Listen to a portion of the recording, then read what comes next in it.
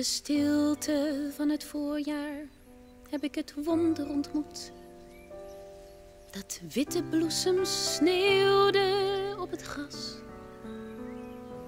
En ik heb het laten sneeuwen op mijn hoed. In de stilte van het voorjaar, dat je zachtjes schreien doet. In de volte van de zomer zag ik ook het wonder staan. In de veldboeketten en het gouden koren. En in nachten vol met sterren en een dichterlijke maan kon ik het lieve liedje van het wonder horen.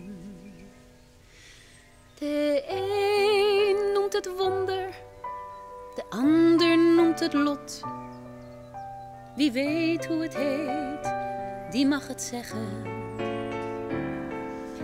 De een zegt het is wonder, de ander zegt God. Maar er is niemand die het uit weet te leggen. Toch zijn er soms van die momenten, dan zie je veel meer dan je ziet. Dan zie je het wonder van lente, of het nou God is of niet. Dan voel je diep van binnen het wonder, dat veel meer is dan de bloei van een boom.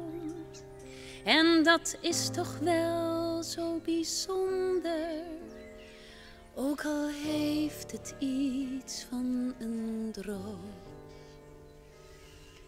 De een noemt het wonder, de ander noemt het lot. Wie weet hoe het heet, die mag het zeggen. De een zegt het is wonder, de ander zegt God. Maar er is niemand die het uit weet te leggen.